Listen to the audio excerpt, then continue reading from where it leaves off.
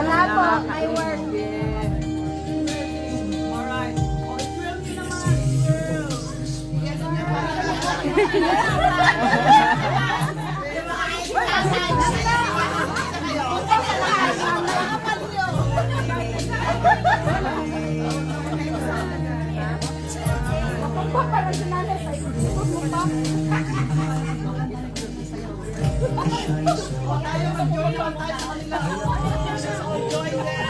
Join daw, join. Ang mga talagya.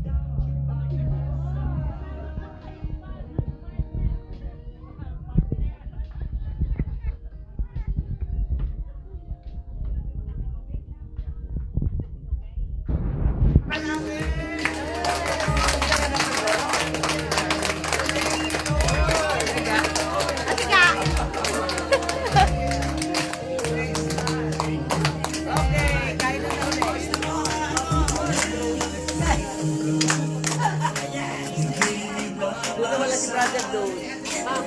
Wala din ka lang kasi. Kain na.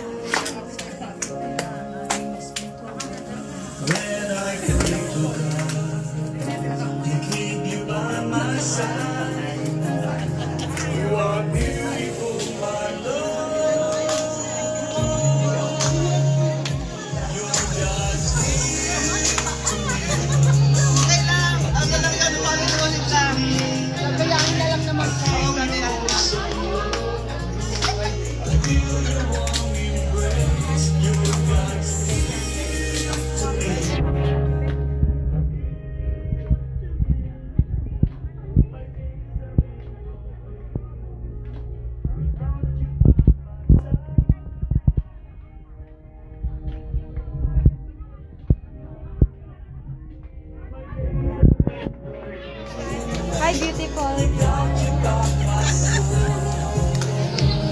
Ganda ni Nanay Ising pag Always nag-smile. po, always.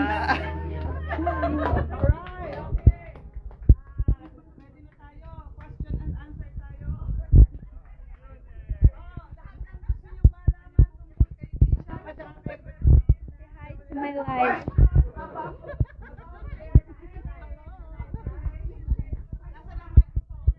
Microphone, microphone, Andrew, microphone.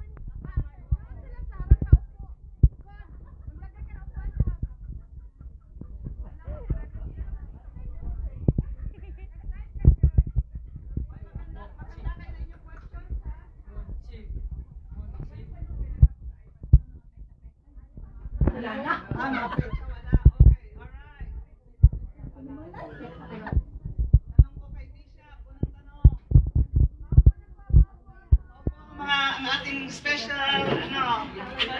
celebrant. Meron pa ba isang microphone para sa answer? Yes, meron. Okay, alright. Ready ang ating PJ.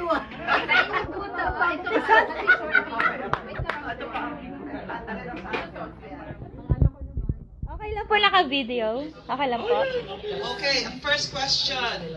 Bishop, kailan mo napansin si Revlin? Yay! Exact time Ako si and Coach day. Sterling, first time niya umattend sa church at pinakilala sa akin ng ang kanyang mga kababata.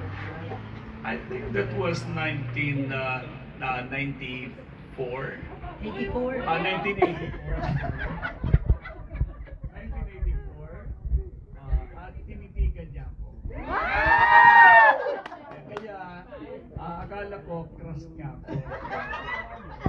pala, nagtataka siya. Ito ba yung sinasabi din ng Brother Art?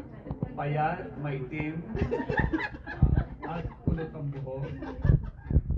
Ayun. Okay. Let's hear it from Bradley. Ano talaga ang nasa isip mo nang makita mo siya at nititigan mo siya? Kasi nga si Bishop noon ay mas gwapo siya nung siya ay nag-edit. Alam mo kasi Bishop sobrang sipag sa church, sa ministry. Naka-serve sa Mindoro. Kaya lagi siya nagja-jogging para mag-Bible study. Lagi ng mga nagja-jogging niya. Kaya ang payat niya. Tsaka maliit niya. Sabihin ay hindi siya hindi kasi ganito, parang yung nag-share sa akin, nag-share sa akin sa gospel,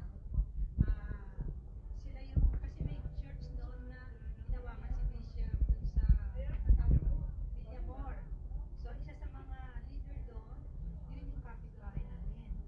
Narinig ko sila mag-uusap, sabi nila, pinag-uusapan nila siya. Sabi gano'n, si Pastor, oo, may itsura yun si Pastor. Ganyan, parang pogi sa kanila. Ganyan. Kasi siyempre nakita nila nung hindi pa ganun bumaya, ganyan. Kaya nung nakita ko, sabi ko, Pastor. Ay, pala yun. Type pa yan siya, tsaka maliit. Yun. Okay, next question. May mga tanong ba kayo? May isa pa akong question. Ano naman po ang ginawa niyo sa inyong first date? May uso ba noon yung first date? Kayo lumabas na magkasama or as a group? Is it as a group or is it the two of you? Ganito kasi Hindi maalala. actually, ganito po yan.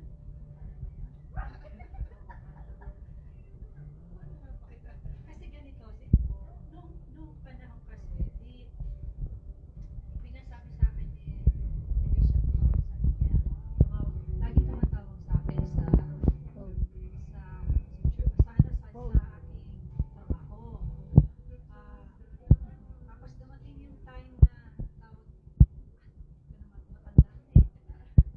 Sabi niya pala, susunduin kita.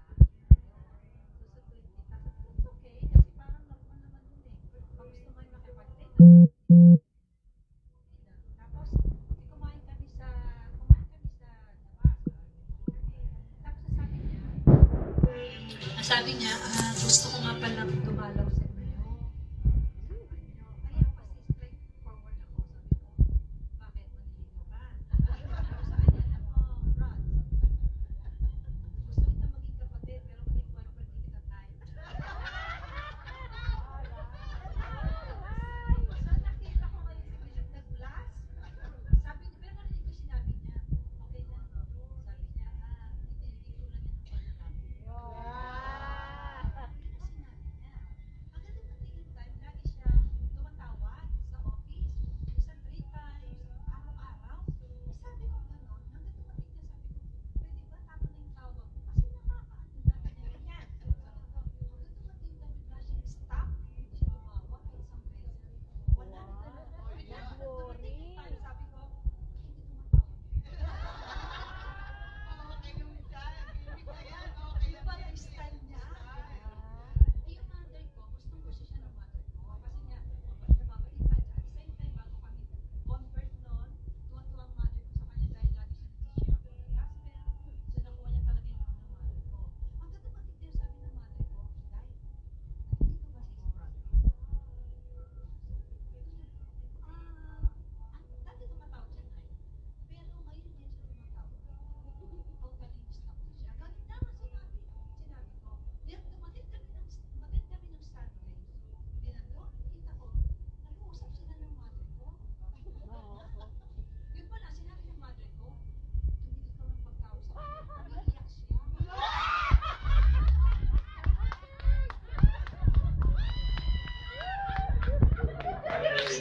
Yung mother Girl. ko gusto siya.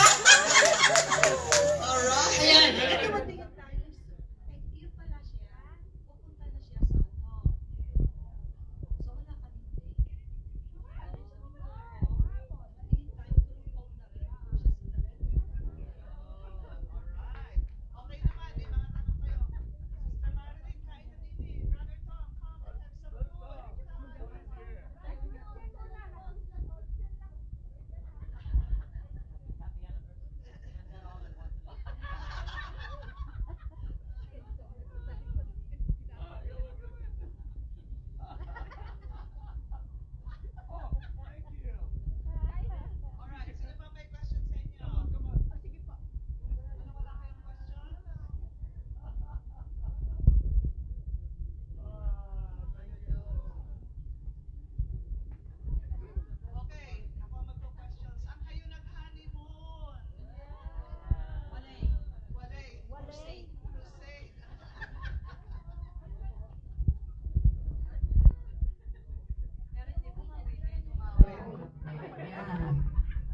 Nag-aaway po kayo?